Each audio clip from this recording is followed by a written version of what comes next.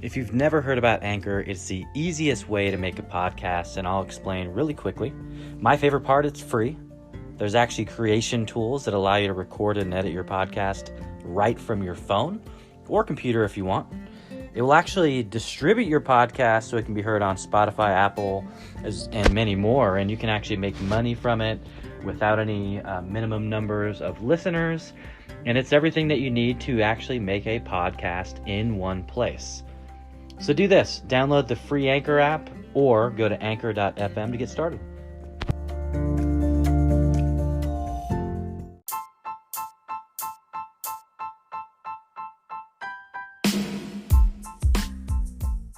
Hey everybody, I hope you are doing well.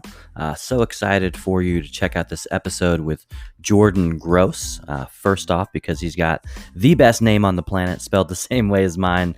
But no, in all seriousness, he's a great guy. He's a writer, he's a speaker, he's an author. He's written a book called The Journey to Cloud 9, Confront the Past and Redefine the Future. So tune in, let me know what you think, and I will chat with you right after the episode. Hello, everyone, and welcome to the Blaze Your Own Trail podcast. My name is Jordan Mendoza, and I'm your host, and I've got a very special guest today. His name is Jordan Gross, and I'm going to have him give a quick intro about who he is and what he does. Hey, Jordan. We got the double Jordans on today, so thank you so much for having me on. Quick intro. Okay, let's see. Quick intro. What I'm doing now is I'm helping people redefine the way that they look at their personal development. And I'm using really fun, creative, and entertaining stories in order for them to really, like the theme of this show, blaze their own trails for whatever is next in their lives, right? So it's a little bit of coaching, a little bit of speaking, a little bit of writing, and I integrate all those tools together to provide people with the stories that they need to hear so that they can, apply them to their own lives. I love that. Yeah. So I'm sure you haven't been doing that forever, right? So No. we're gonna get some context for the audience. So where were you born and raised? And I think I may know the answer to this first part of it, but where were you born and raised, just for the audience that doesn't know? And then let's give us some insights into what type of kid were you? Did you go more down the athletic route, or were you more into academics? How were you as a kid? Yeah, great question. I love it. So I was born on Long Island in New York. I'm in my childhood home right now as we chat, May 12th, 2020. So yeah, I was born, wonderful parents. I have one brother. I was a student athlete. I played all the sports you could possibly imagine. My big one ended up being soccer. So in my early days, it was soccer, basketball, baseball, tennis, flag football. My mom never let me play tackle. And then it sort of slowly but surely got down to just soccer. And I was a goalie in soccer. So I think from a very young age, I was kind of always trying to stand out a little bit. I was trying to have my own set of rules, my own, path that I was taking. Cause as a goalie, I could use my hands. I was directing everybody. So I do attribute that, the position of goalie to sort of the path that I'm on now. But I was going through the motions for my childhood, honestly, Jordan. I was basically on this path, right? And it was going on the hamster wheel, just, okay, you have to get good grades, and then you have to come home from school, and then you have soccer practice 4 days a week from 5 to 8, and then you have to come home, finish your homework, eat, go to bed, wake up, do it all again, right? So that was pretty much my childhood, and it was an amazing childhood. I loved every single bit of it. I had amazing teachers, amazing coaches, amazing friends. But in regard to the path that I was taking for my own life, it was very much outlined for me. I never took a step to the side and said, is this what I really want to be doing? Is this really making me happy? I was just, I was doing what everybody else was doing. Okay. Well, I appreciate you sharing Yeah. that. And Yeah. so what was it then that really helped you defined that path that you wanted to go on, right? Because uh, prior to whenever this moment happened, Yeah. everybody else pretty much set everything out and dictated your journey. So was there a pivotal Mm-hmm. moment? Was there a conversation? Was there a mentor? Or was it you were just Uh-huh. sitting around one day and it was like, man, like maybe I should be doing this? I'm very curious to find out. Yeah. Yeah, it's a little bit of all the above, right? And I actually believe that my aha moment, that pivotal moment you mentioned, was sort of this realization that I didn't need an aha moment to take control of my life, to blaze my own trail, right? So going forward, after high school, I went to college, I played soccer, I got good grades. I realized that being a professional soccer player was no longer in the cards. So then it was like, what do I do next? And I asked other people again, and people sort of drew out my next steps. So it was keep getting good grades, study economics and business and finance, and go get good internships. And then once you have good internships, you'll get a good job, right? So I did that. I kept, going on that hamster wheel. And I would say that the series of events that led me to start thinking differently and embrace, thinking differently was when I got back from studying abroad my junior year of college. I studied abroad in Prague, and it was like a 4-month Euro trip with some of my closest friends. I did way less studying than I did, experiencing the world and partying and having a great time. And when I got back to the States, I kind of said, okay, now is my time to be a contributing member to society. It's my time to, maybe start reading and listening to some personal development podcasts and really understanding what I want to do with my life. And then I just fully dove into that world. I remember reading, How to Win Friends and Influence People. And I remember reading 4 Hour Work Week. And I remember listening to Jordan Harbinger's podcast. And I remember listening to Hal Elrod's podcast. And every time I heard somebody speak about how they deviated from the norm, how they wrote a book, how they were able to just go against the grain and impact the world because that's what they felt they were meant to do, that lit me up so much. And I kind of just said, okay, it's time for me to follow my passion. It's time for me to imagine the life of my dreams. And then it's I got to go live it. I can't just keep doing what everybody else is telling me and expecting me to do. That's awesome. That's awesome that had that epiphany and then you went all in, right? I did. I think it's a very clear track record that I've noticed right from the beginning. uh Somebody said this is the way you go and you went all in that direction, and hmm Yeah. now go this way and you went all in that direction. And it Yeah. seems like finally, right, you were impacted by people's experiences, and this is Yeah. probably, I'm assuming, where the storytelling started to get injected. But Yeah. like, because we learn through stories, right? We Mhm. learn through other people's ups that they've experienced, and also the downs, and we take that information, and when we're able to really put it into how we're wired into our own personality, man, there's amazing things that can happen. Oh, I love it. Absolutely true. That it was all the stories that I was hearing, right?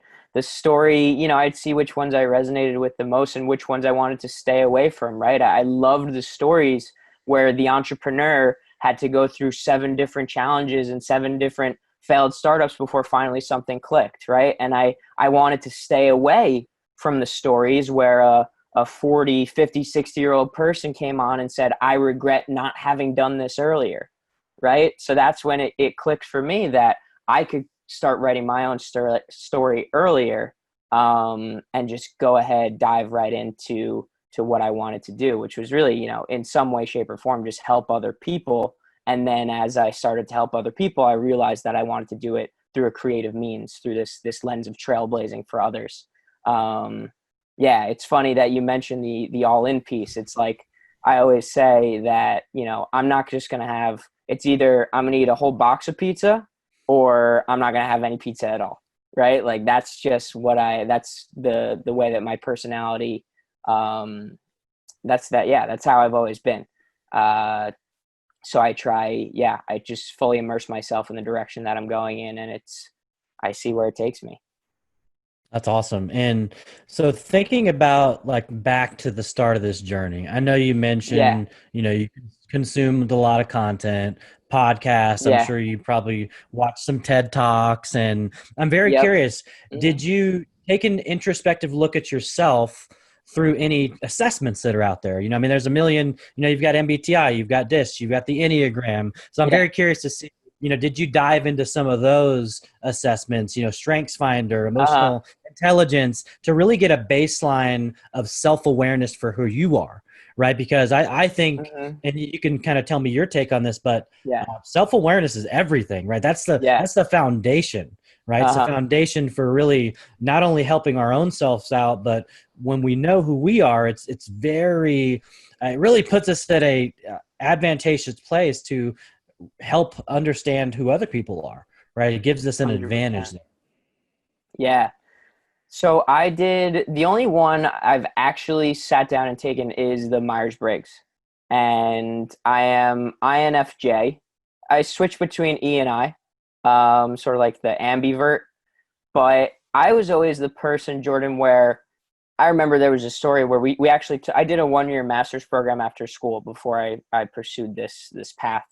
And it was a management studies program. So we had an executive coach come in and do the Myers-Briggs assessment with us.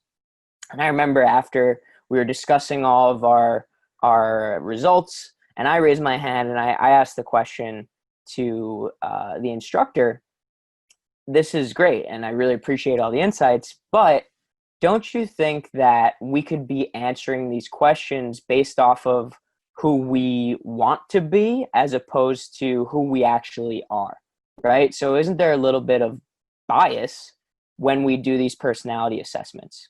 He basically kind of shrugged off the question, didn't want to get into it too much.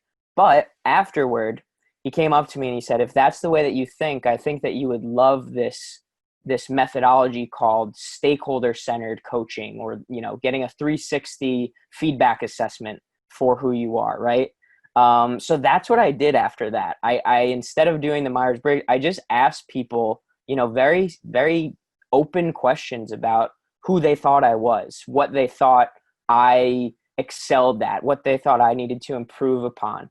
So I kind of took like this qualitative approach where I just did these interviews in order to understand a little bit more about myself, because I do think with a lot of those tests, sometimes as great as they are, sometimes I think we can be skewing the results based off of like who we actually are versus who we think we are versus who we want to be, right?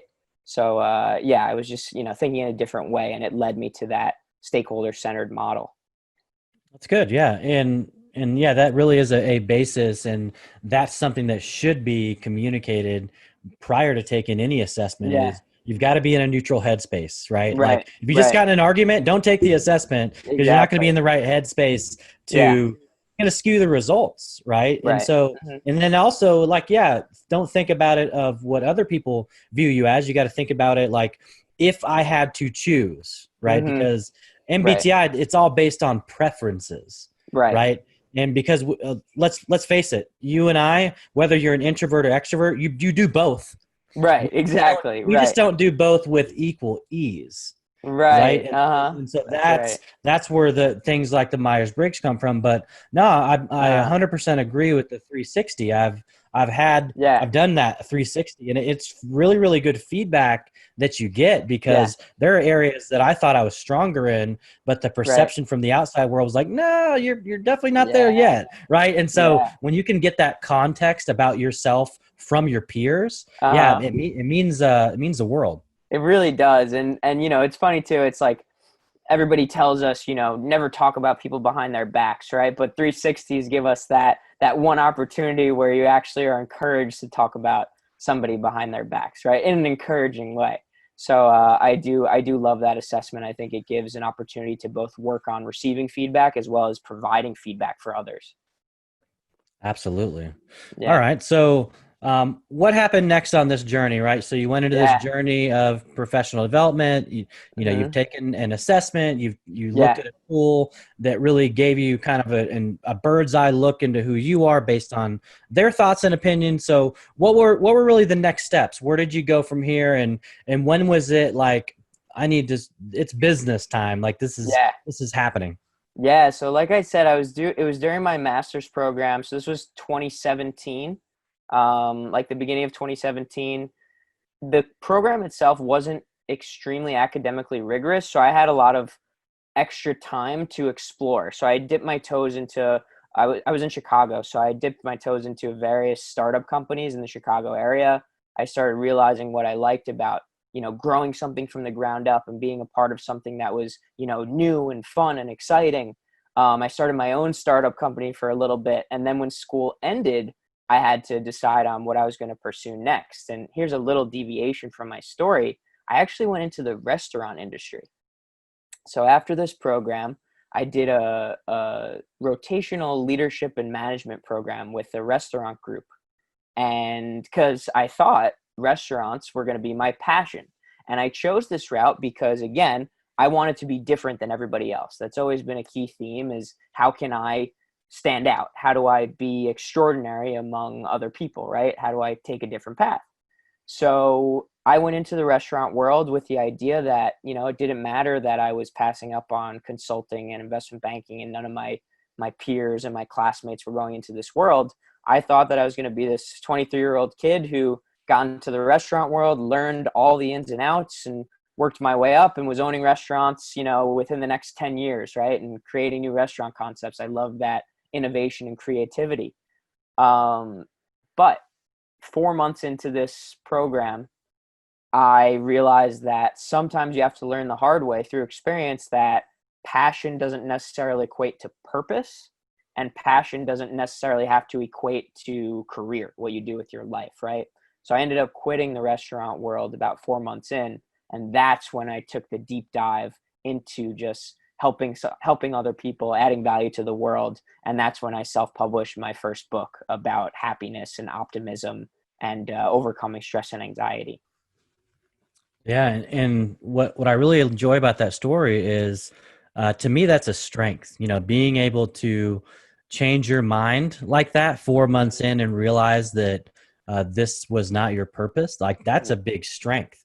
And Yeah. there's some people out there that'll say, "Well, that's dumb. That's a dumb decision. Why Right. would you do that?" Right? But again, you doing that aligns exactly with going against the grain, right? Yeah. Because what should have happened is you should have went on that journey. That 4 months should have turned into 4 years, and then Yeah. you probably would have turned into burnout, right? And Right. so you knew there's some type of alarm system that your body was had for you that was like, no, this didn't feel right, and so Yeah. you shifted direction again. Right. Right. And then So true.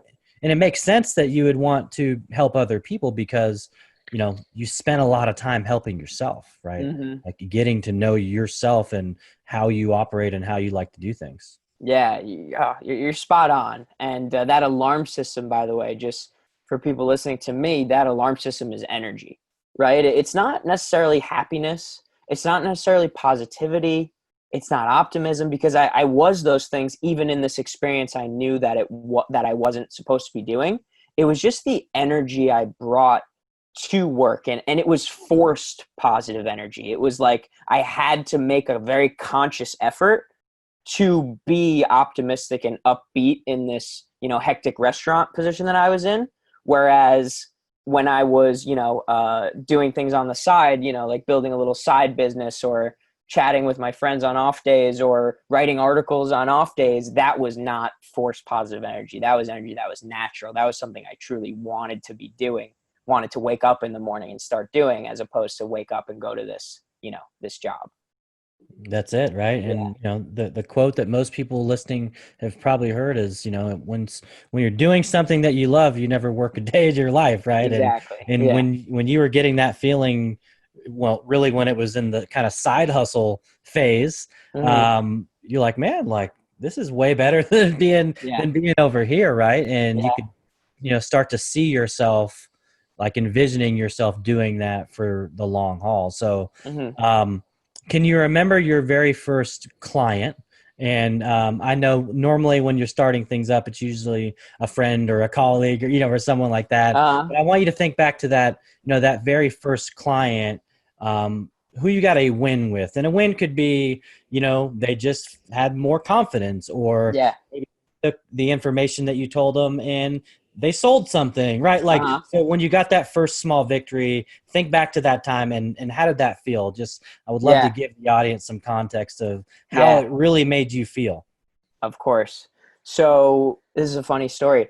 So my first, by the way, Jordan, I self-published this book with no business. I wouldn't recommend this to anybody. With no business model, no plan. I didn't know how I was going to make money. But just like we keep saying, I just dove into the world of what do you do after you write a book, right? And I was all in. So that's when coaching came, speaking, podcasting, writing articles, writing more books, right? And the coaching bit, the idea came because in the back of my first book, I put my phone number in it. And I remember I was taking a run. I had my headphones in along the East River in New York City. And I got a phone call from a random number. And they said, "Is this Jordan Gross?" And I said, "Yes, who's this?" And she said her name. And I said, "Okay, how'd you get this number?" And she said, "I can't believe that you would put your phone number in the back of a book. I just don't understand." And I was like, "Yeah, I'm so glad that you read the book and made it to the end. Thank you so much for calling." And she said, "Well, I would love to talk more about the book, and I would love to see if you can help me with some of the things that you mentioned in the book." So the book itself is called Getting Comfy, Your Morning Guide to Daily Happiness. And I shared my morning routine that allowed me to be positive and upbeat and optimistic, even when I didn't necessarily want to be in that restaurant job, right? So what I did with my first client, right? I put in quotes if you can't see us right now, but we just worked on how she could wake up in the morning and create her own morning routine that made her have some fun, focus on her self-care, focus on being happy, focus on overcoming stress, and really have this experience where no matter what happened the rest of the day, she could look back and say, "Wow, I had an unbelievably fantastic morning." So when we worked through that, and she called me the next week after, I wanted her to do a week straight of this morning routine. And she said, "You know what? I have felt more energized at work. I have felt like, my relationship with my boyfriend is extremely, positive right now. I've made calls to my parents more often than I had." And in regard to how that made me feel, it was, I don't often try to seek external validation, but that's what it was. It was like, okay, I can do something that is truly beneficial to other people.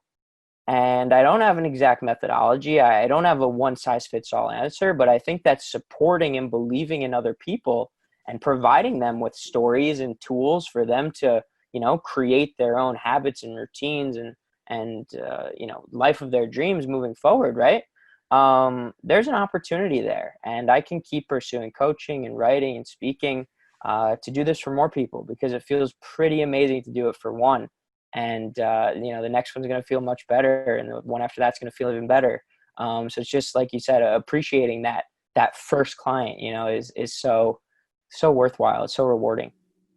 I love that. And I love that, like if you really put that into context, if you could just help one person a day, Yeah, that's 365 people a year. yeah, Right? I mean, and like exactly. that would be a major impact, because if you start compounding that year over year over Hmm. year, and you can reach, hundreds and hundreds of people. But really, when you have a platform and you really grow that at scale, like you've been doing, right, with books and podcasts and being active on social, right? Now you're able to reach tens of thousands and possibly millions of people, so it's just Hmm. amazing to see, but it only takes one, That's right? right. It just takes that first one, that first person to say that now, because of the information you've given them, now they're looking through life with a different lens, right? It's I changing love it. people's perspective. Yeah, And sometimes that's all it takes for us as humans is we just need that. We don't need that much. We just need a slight shift, and amazing things can just happen. I love that, man. And, it reminds me of a phrase. I don't even know where this is from, but I know my brother wrote it in his personal statement to get into med school. And, you can't change the whole world at one time, right? But you can change a whole lot of worlds one at a time, right? And the more worlds you can Absolutely. change, that, like, just like you said, that compounding effect, you changing the world for somebody else, you have no idea what that person's going to do for the rest of the world, right? You could be Yep. changing the world of somebody who becomes the next, who knows, right? So that's why you take your best self into every single conversation, coaching engagement, podcast conversation that you have, because you truly never know what's going to happen. You know, you never know what's going to happen next. So just why not give it your best? Awesome, man. Yeah. So let's talk about current state. I know we started out with that, but Yeah. I would love to give the audience, because there's going to be people that listen to this, they listen back and they say, man, I really love Jordan's approach to this. I really Uh-huh. love how there isn't a one size fits all approach. And to me, Mhm. when you're coaching, there can't be, because Right. we're all humans. We're all wired Right. differently. Right. We all have different circumstances. Yeah. So what can you share with the audience? Just kind of give them some context. Is it like, are you more of a long-term partner for them? Do you offer group coaching? Just Mhm. give some context. I would love to share this with folks. So if they want to get in touch with you, they've got Yeah. the baseline there. Yeah. Well, I appreciate you giving me the opportunity. So the only thing I don't do is group coaching. I really value one-on-one interaction, and I also only like to offer and create things that I would consume myself. So I've tried it all. I've tried the group coaching. I've tried the courses. But for me, I got the most value when I did a one-on-one engagement with one other person. So that's what I want to offer to other people. So it's one-to-one. We could do a month, we could do 3 months, we could do 6 months, a year. That doesn't matter to me. What's important to me is that, like I said, there is no one size fits all answer, but we're always using what I call imagitivitation to build the life of your dreams, right? So imagitivitation stands for imagination, interpretation, creativity, and then implementation, right? So first you imagine this life that, you made a change, and you imagine yourself way at the end of the road looking back and saying, oh my goodness, look at this life that I lived, right? And then you interpret why. So you ask yourself questions. Why is this the person I want to be like? Why are these the experiences I want to have? Why is this the impact I want to make on the world, right? And then after that, you start to use your creativity to make a plan. Maybe you reverse engineer it and you like to work backwards. So you put the milestones in reverse order. Or maybe you just have to come up with a unique way in order to get that job you want, or to get that relationship you want, right? So that's using your creativity and creating a plan. And then finally, the implementation piece is you're going out and you're doing it, right? You're writing articles, you're giving TED Talks, you are going on podcasts, right? These are things that I did in order to, work my way to my imagined state, which is just somebody who makes a difference for people all over the world through, writing and speaking and coaching. So those are the big pillars. And then it's just, a lot of conversations about how to create that life that you want to, the person you want to be. I love that. And so for the audience, can you again share the name of the book and then the best place to find it? Do you have a direct website link, or is it Amazon? Yeah. Where are the best places to grab a copy of your book? Yeah. So this current book is called The Journey to Cloud Nine, and it's a fictional story about living the life of your dreams, right? And it's basically the protagonist, or his name is Jerry.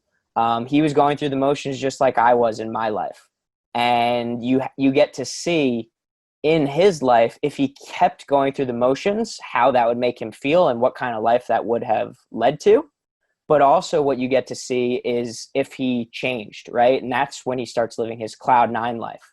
So when he starts to live his cloud nine life, you get to see that things are more based on his heart and his gut and his intuition. And this leads to more of the life that he wanted to live. So that book's called The Journey to Cloud Nine. It's available on Amazon. And it's also available on my website, journeytocloud9.com. And that's all spelled out, journey, T-O, cloud, N-A-N-E.com. And then the last thing, Jordan, is that I give away free chapters. So, you can get the first 3 chapters for free, and that's also on the website. Perfect. Well, I know that we originally, I think, connected on LinkedIn, so I know Yeah. you're active on social media. So Yeah. what are the best places to find you? Is that your number one platform, or are you on Instagram? What other platforms can people reach you at? Yeah. So LinkedIn is number one for me. I love being on LinkedIn, and it's Jordan Gross on LinkedIn. And then the only other platform that I spend a lot of time on is Medium. So I think writing for me is my true, passion. That's what I truly love to do. So I write a bunch of articles on Medium, probably, anywhere 3 to 5 a week. So that's a good place to find me. And it's just Jordan Gross on there as well. Okay, perfect. Well, Yeah. I really, really appreciate you taking the time today. It's been great learning about your journey. I know the audience is going to get a lot of value out of this, so I'm sure people will be reaching out. I'll make sure that all your info is down in the show notes for them. But thank you so much, Jordan, and I hope you have a great rest of your week. Thank you, Jordan. I really appreciate it. And you too.